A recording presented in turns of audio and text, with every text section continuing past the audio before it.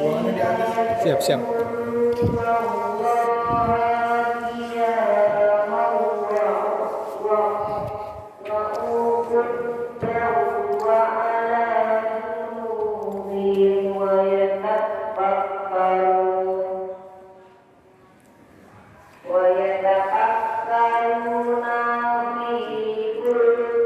Baru pindah-pindah ya. Oh, Masih berantakan. Alhamdulillah. Assalamualaikum. Waalaikumsalam. Habib. Itu di print ke Bang? Ini masuk.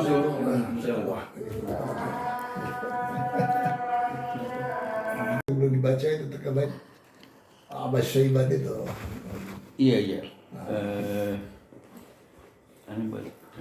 Ini kalau nggak salah kemarin ada ngirim ini ulasan ini ya, ini yang siapa yang tulisnya?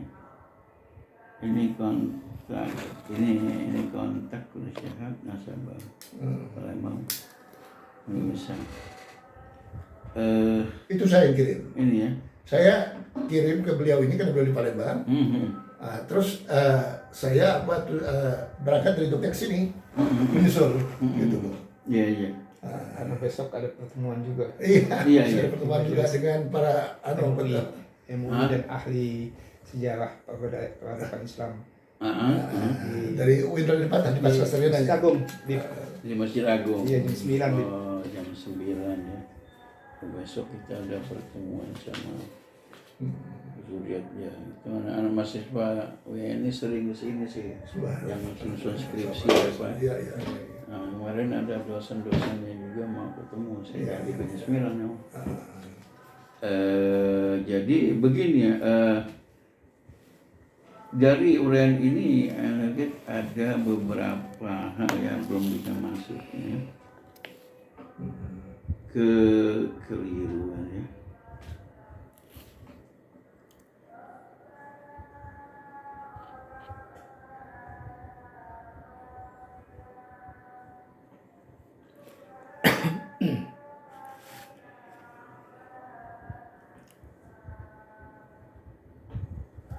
Ini dokter gigi ini bukan Muhammad Nur nih.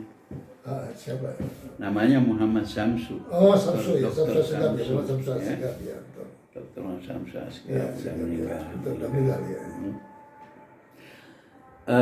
Beliau ini seorang pemerhati dan seorang sejarah, banyak penulis juga ya. Iya. Jadi untuk urusan nasab dia memang tidak tahu, cuman dia memang punya kelebihan, dia bisa berkomunikasi dengan alam gaib ya, dengan ukuran ya. Nah, itu kelebihan dia, dan dia nulis buku masuknya ke Islam Nusantara ya. Iya.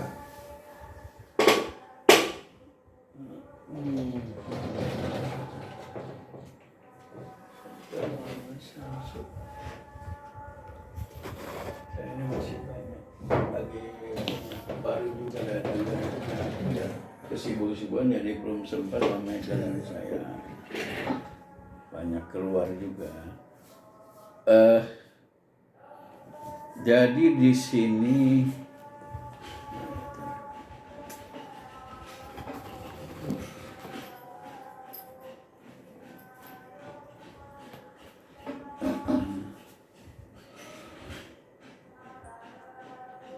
saya baca lagi.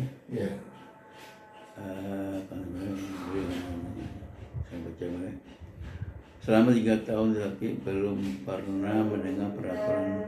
Nah, ini seperti yang saya bilang, beliau murid Habib Isa.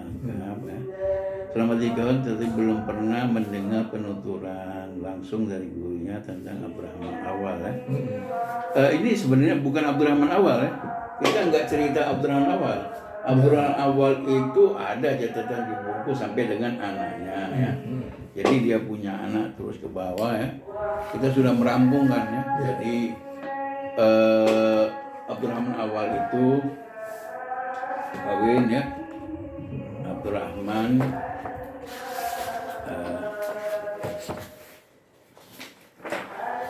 ini sudah kita buat buku ya. Abdurrahman Awal itu punya Abdurrahman bin Abdurrahman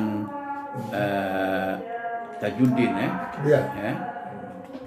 Itu dia masuk ke Indonesia dan kawin dengan anaknya Sunan Gunung Jati. Betul. Nah, ya. Nah, di dalam catatan yang kita punya ya, ini kembali ke atas ke Abu Bakar Basyaiban ya. Abu Bakar Basyaiban ini punya anak Ahmad Abdurrahman ya. Umar, kemudian Ahmad, Umar punya anak Abdurrahman Tajuddin ya. Nah, Abdurrahman Tajuddin ini yang masuk kawin sama anaknya Abdurrahman ini masuk pertama masuknya ke Aceh, lalu ke Sumatera dahulu. Sarah Abdurrahman Tajuddin ini kemudian dari Aceh kemudian masuk ke Sumatera ya, dahulu dari Jawa kemudian masuk ke Jawa. Dia tinggal di Igaumi Madinah Cirebon, dia tinggal di kota Cirebon. Kemudian dia kawin, wa tazawwaj bintu Maulana Syarif Hidayatullah. Kemudian dia kawin dengan anaknya, putrinya Syarif Hidayatullah, Sunan Syarif ismuha Putri Khadijah, walagabuha Winahun ya, Ratu Ayu Winahun ya. Jadi di sini Basyaiban itu sendiri asalnya dari Abu Bakar Basyaiban.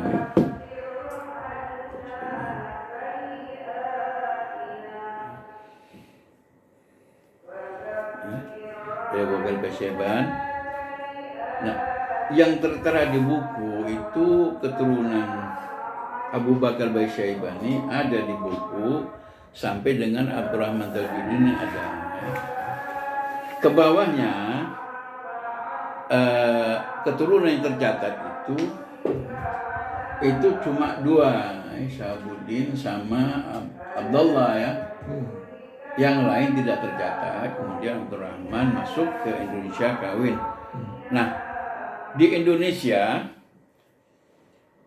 dari perkawinan ini ada anak yang tercatat itu cuma Sulaiman. Ya.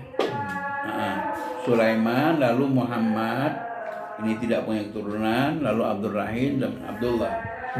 Nah, sementara Ahmad dan Muhammad yang dimaksud itu sampai hari ini kita belum menemukan catatan ya, data-data tentang ini, dan memang tidak pernah kita dengar beritanya ya. Baru berita ini setelah Dr. Samsu menulis ya, katanya nama tuanku di pulau dan Muhammad itu menurut catatan dari Misa itu Al-Basyaiban. Nah, yang ini yang kita belum pernah, artinya selama kita berguru duduk bersama Nabi Misa belum pernah beliau bercerita ya tentang yang namanya Ahmad Muhammad ini. Dan saya cari data-datanya sampai hari ini belum ketemu tentang pernyataan. Artinya biasanya pernyataan ada tulisan. Nah, sementara yang tercatat dari itu anaknya Abdurrahman Tajuddin itu cuma yang ada itu Sulaiman. Karena Sulaiman ini di Jawa punya keturunan di 3 tempat. Pertama di Pekalongan, itu di namanya daerahnya Kerapia. Kemudian yang kedua di Magelang ya. Yang ketiga di Surabaya, nama daerahnya Drasmo. Ya. Nah, keturunan inilah dari tahun 17 ini sudah punya data, dan mereka semuanya keturunan dari Sulaiman ini mengumpulkan data yang sangat rapi ya. Kemudian terakhir kita membahas mereka ini datanya dari 2016, lalu kita resmikan menjadi bisa masuk ke buku pada tahun 2018 nggak salah ya. Kita masukin buku setelah tim ini melakukan pertemuan-pertemuan baik di Banten, di Jakarta dan Cirebon. akhirnya dari data ini bisa dimasukkan bahwa benar Abdurrahman itu punya anak ya. Yang kita tahu anaknya cuma Sulaiman ya. Nah kalau perkembangan berikutnya memang ada anaknya lagi yang dimaksudkan apa yang ditulis oleh Dr. Samsu itu, bahwa 2 orang ini adalah juga anaknya Sulaiman ya. Anaknya Abdurrahman ya. Anaknya Abdurrahman. Nah terakhir siapa yang ada dari keluarga Asmarani itu kemarin? Ya, itu dari keluarganya apa tuh Muhammad Tandi Pulau. Iya, datang sama saya sekitar 3 bulan yang lalu, apa ya? Ya. Dan dia beberapa berkas tentang tulisan ini juga Asmarani ya. Nah, ini Tuan Kumering Ilir ya. Iya, saudaranya. Dari saudaranya dari Habib Muhammad ya, Tuan di Pulau ya. Tuan di Pulau. Said Hamimul Hamim ini di bermakam di negeri Sakti. Negeri Sakti cabang 3. Nah, saya sendiri sampai hari ini belum pernah ninjau ke daerah ini. Nah, itu dia. Ya, sampai hari ini saya belum ninjau. Makanya Saya minta janjikan sama siapa yang datang, tolong bawa saya ke sana. itu dia diminta beliau. Tapi belum ada sampai hari ini yang datang. Saya kepingin saya datang melihatlah. Jadi kita gimana makbaronya, gimana ya, artinya peninggal-peninggal apa yang dari sana kita bisa ini kan. Betul. Dan di sana orang lebih cenderung mengatakan Al-Idrus. Kalau kita dengar ya, karena di situ gelarnya Idrus Tanjung Salam, di puluhanku di pulau Idrus Tanjung Salam ya. Banyak keturunannya mengaku dari Idrus Tanjung Salam, termasuk Hatta Rajasa Daru ngakunya jalur situ. Padahal dia dari ibunya sih. Jadi ini rancu nantinya. Iya. Jalur dia sebagian ini ngakunya Basyaiba, sebagian nanti ngakunya Idrus. Nah ini repot sih. Itu yang mau kita rapikan. Iya, jadi ini saya juga masih menunggu kepengen juga ini jauh ke sana. Dan tentang anaknya Sulaiman itu sudah rapi dan kita sudah bikin beberapa bukunya ya, sudah kita masukkan dan datanya sudah komplit sampai keturunannya yang sekarang. Ini kita sudah artinya ada rapat-rapat begitu sudah lengkap. Semua data keturunan di mana-mana ada. Dan artinya ketika kita melakukan pendataan atau ISO tahun 1932 itu semuanya tercatat. Baik yang ada Basyaiban di Jambi, yang ada di Kerapiak, yang ada di Magelang dan ada di semua tercatat di dalam catatan sensus tahun 32. Seperti ini. Ada nama EXO. Terima kasih. EXO tahun 32 ini. Ini catatan sensus tahun 32 ya. Sudah. Nah, jadi semua terdata. Jadi tahun 32 kita melakukan di semua tempat itu ada Basyaiban. Tapi kita belum memberikan pengakuan ya. Baru setelah tim ini turun tahun 98 baru demikian ya. Artinya betul-betul ini ada keturunannya. Nah, tentang Hamimul Hamid Ahmad Muhammad ini sendiri sampai hari ini saya belum tahu ya. Artinya para nasabah, para ahli-ahli nasab ya, yang di Indonesia, karena Sulaiman Al-Rahman ini kan kawinnya di Indonesia, tidak akan ada di buku Hadramut ya, karena dia lahir di Indonesia. Kalau kita cari literatur di buku asli Hadramut tidak bakal ketemu karena dia lahir di Indonesia. Maka data-datanya mesti di Indonesia. Yang kita temukan dari tahun 17-an itu dari 18-an, kemudian Daniel siapa-siapa ahli itu juga, Van der Berg juga menulis tentang Kiai Bustaman siapa-siapa ya, yang dulu marganya Basyaiban ya. Nah, artinya Raden Saleh itu bin Yahya, ada Bustaman ya dari keturunan Dama, ini dari keturunan Basyaiban ya. Ini literatur Belanda sendiri, Van der Berg menulis tentang orang-orang, artinya memang ma'rufnya diketahui Basyaiban ini dari jalur Sulaiman ini sudah dari dulu tahu. Nah, sementara yang ada di Sumatera Selatan sendiri ini tidak pernah tahu orangnya. Artinya kalau di sini keluarga yang dari Tanjung Salam ini, yang keluarga dari Ahmad Muhammad ini, selama ini kok tidak pernah mencari tahu misalnya bagaimana ya. Nah, saya sendiri masih bingung apakah mereka cenderung memakai keinginan bahwa mereka itu dari kabilah Ali terus, Allah alam ya. Tapi baru di tahun 2000 ke atas, ya mungkin situ datang 3 tahun yang lalu, baru kita baru kita lihat dari catatan Dr. Samsu juga yang mengatakan bahwa dia mendapat data dari keterangan dari Habib Isa ya. Nah, sementara saya sendiri tidak pernah dapat keterangan sendiri dari Habib Isa. Artinya saya selama belajar di situ, beliau tidak pernah mengungkapkan ini. Padahal saya baca di bukunya itu, kemudian saya guru meninggal tahun 94 ya. Jadi sementara Samsu sendiri menulis tahunnya di atas tahun itu ya, setelah dia meninggal ya.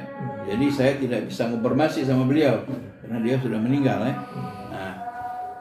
Kemudian saya juga pernah ketemu lagi dengan Dr. Samsu setelah sering jalan, nggak pernah dia memang di Jakarta yang sibuk.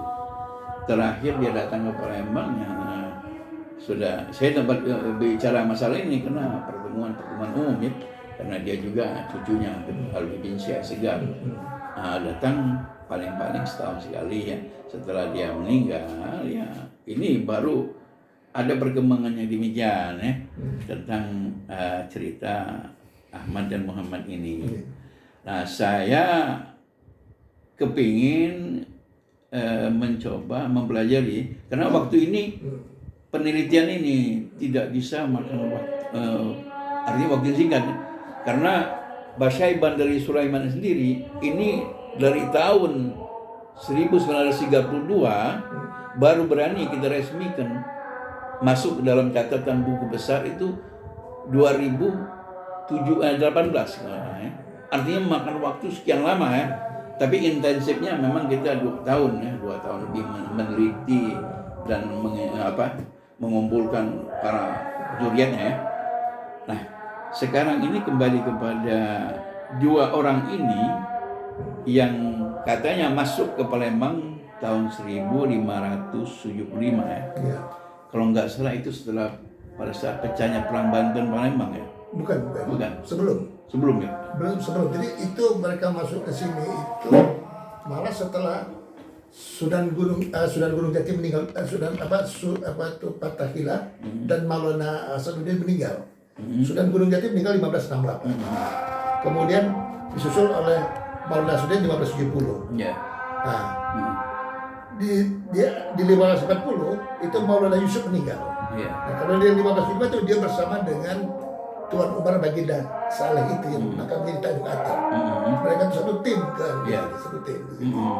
Nanti dia masuk ke ini ke Palembang tahun 1570-an. 1570-an. Setelah kakeknya meninggal. Iya. Setelah Sunan Gunung Jati meninggal.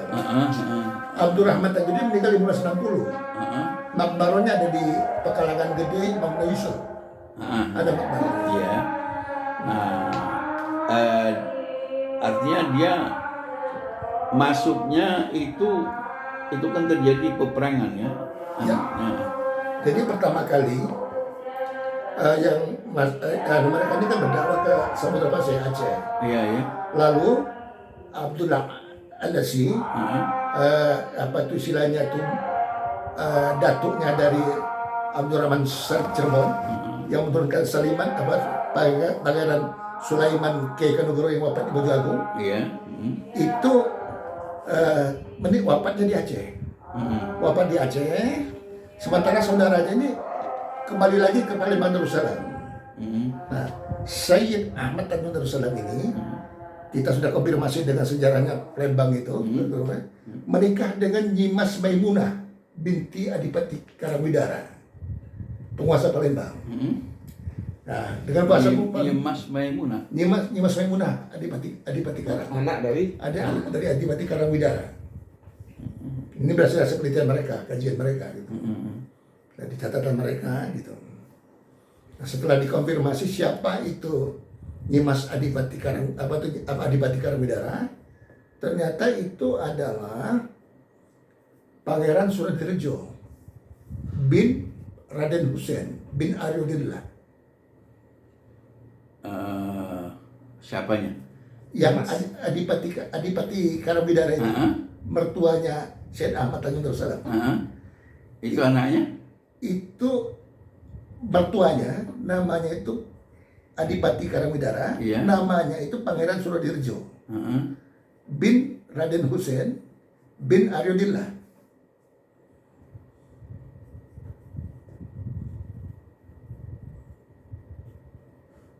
Pangeran Suradrejo ini ditunjuk oleh Raden Fatah untuk menjadi Adipati Palembang. Iya. Menjadi Adipati selama setelah Demak, setelah Raden Fatah berkuasa jadi Sultan Demak. Aryodillah ini pada saat Sultan Demak yang memelihara Sultan Demak kan? Jadi Aryodillah ini adalah keturunan Majapahit. Iya. Namanya Aryodamar. Iya, Aryodamar. Artinya dia ini yang membawa Raden Hussein sama Raden Hussein ini ke Palembang dan memilih Raden Hussein ini kan? Raden Fatah dan Raden Hussein, menurut keterangan itu dia lahir di Palembang. Iya. Jadi ibunya Raden Fatah datang ke Palembang itu ketika dia sedang mengandung usia betul. kandungan 7 bulan. Iya. Gitu. Kemudian setelah dia melahirkan Raden Fatah, dia menikah dengan Aryodamar, dengan Aryodillah, yang ibunya si Raden Fatah ini melahirkan Raden Hussein. Iya. Setelah itu mereka berdua ini meninggalkan Palembang ke Jawa. Setelah itu nanti Raden Fatah ini tidak mau ke Majapahit, dikasih wilayah lah Demak itu, Adipati Demak. Iya. Nah, lalu Hussein ini, Raden Hussein menjadi Adipati Terong. Terong itu daerah Krian di Krian Sidoarjo daerahnya. Pada waktu Brawijaya V itu digantikan oleh saudaranya, ya, maka pada waktu itu Raden Fatah mengambil alih. Sudah berani dia bukan bapaknya lagi, dia sudah berani menyerang. Tetapi Raden Hussein pada saat itu membela Majapahit. Jadi berhadapan dengan Demak, dua saudara ini. Jadi mau ke Majapahit, makin Demak. Nah, ketika mereka berhadapan ini, di peristiwa itu lah terjadilah yang namanya itu Usman Haji, atau silanya itu Sunan Ngudung, bapaknya Ja'far Shodiq, atau silanya Sunan Kudus, itu tewas dalam peperangan itu. Nah, ketika dia itu tewas, dibawa lagi lah silanya pasukan Demak yang berikut di kedua. Akhirnya pasukan Adipati Terung Pecat Tondo Terung atau Raden Hussein ini kalah, dia dibawa ke Demak. Dia menyerah sama Raden Fatah, malah dimuliakan dia karena dia saudaranya. Raden Fatah ini saudaranya Hussein. Raden Fatah ini saudaranya Hussein satu ibu. Satu ibu. Beda bapak. Satu ibu. Nah, kemudian anaknya Raden Hussein yang bernama Suradrejo ditunjuk oleh Raden Fatah menjadi Adipati Palembang. Iya. Ya. Jadi dia Suradrejo bin Raden Hussein bin Aryodillah. Jadi dia kumpulnya di Palembang gitu mereka nih. Karena Aryodillah kan di sini makamnya. Ada di sini, makbarnya ada di sini. Iya. Nah, kemudian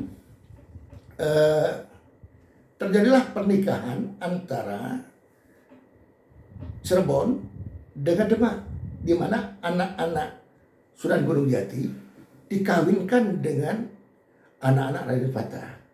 Misalnya anaknya Raden Fatah, Ratu Ayu Kirana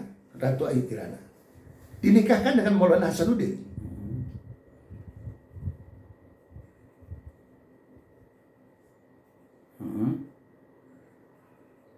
Jadi ada kekerabatan antara Banten dengan Demak.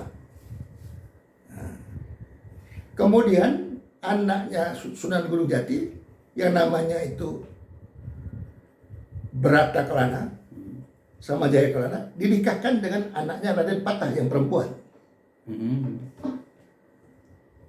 Iya, iya. Dinikahkan. Sehingga di antara mereka ini terjadilah hubungan kekerabatan melalui jalur pernikahan. Iya, iya. Gitu.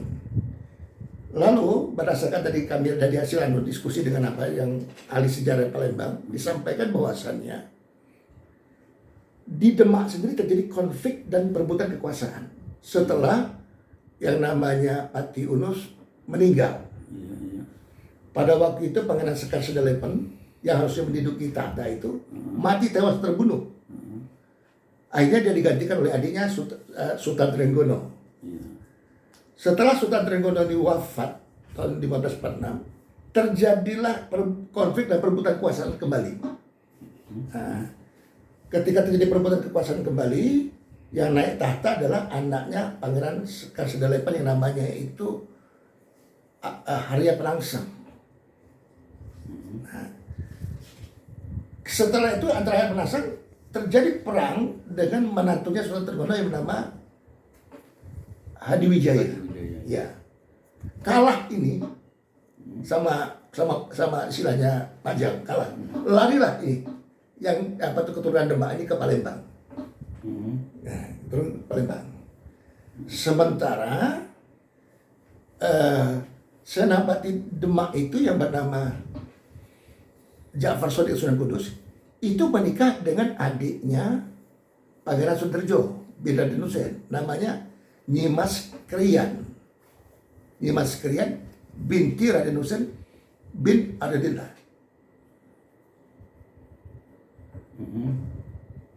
Nah, adapun adiknya perempuan yang lain yang namanya Nyimas Wino menikah dengan Pangeran Kanduruan atau Kandurawan atau Kunduran bin Raden Fatah, menjadi adipati di Sumenep Madura. Adipati Sumenep di Madura. Jadi setelah itu keluarga yang dari Demak ini melarikan diri ke Palembang.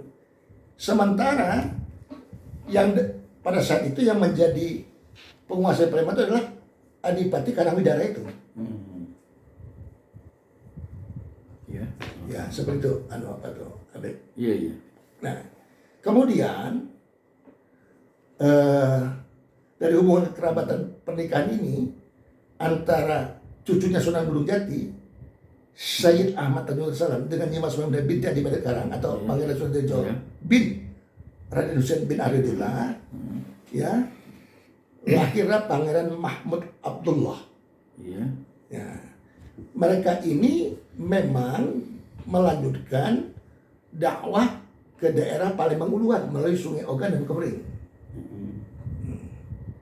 Nanti diceritakan kisahnya menurut ahli sejarah itu di tahun 1514 itu Raden Fatah kembali ke Palembang. Ya, dia ingin meneruskan dakwah ke daerah Sungai Lematang karena Lematang belum istilahnya itu dilakukan dakwah Islam gitu. Nah, adapun istilahnya itu yang pulang dari Demak ke Palembang, itu nanti ketemu dengan keturunannya keturunan di Cirebon. Jadi keturunan Cirebon ini yang menjadi cikal bakal juga pendiri kerajaan Palembang, Raja Palembang. Ketemu dengan Demak tadi, gitu. Seperti itu, Habib. Ketemunya di situ. Sedangkan kalau yang Abdurrahman Tajudin anak-anaknya ini, yang dua ini yang ke Palembang karena ada keluarganya di sini, jadi berdakwah di sini. Begitu yang kami dapatkan catatan dari warga Banten. Dari Banten begitu ada. Jadi ikhtirafnya dari Banten mau ada catatan dari Banten. Karena apa catatannya? Abdurrahman Tajudin ini adalah menantunya Sunan Gunung Jati. Iya. Abdurrahman Tajudin ini adalah kakak iparnya Maulana Hasanuddin. Ya.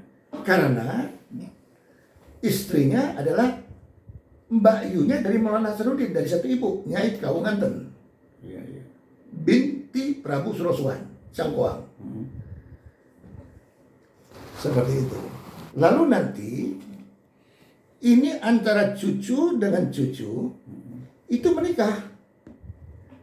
Jadi cucunya Sunan Gunung Jati jadi jalur laki-laki dari Maulana Hasanuddin dengan cucunya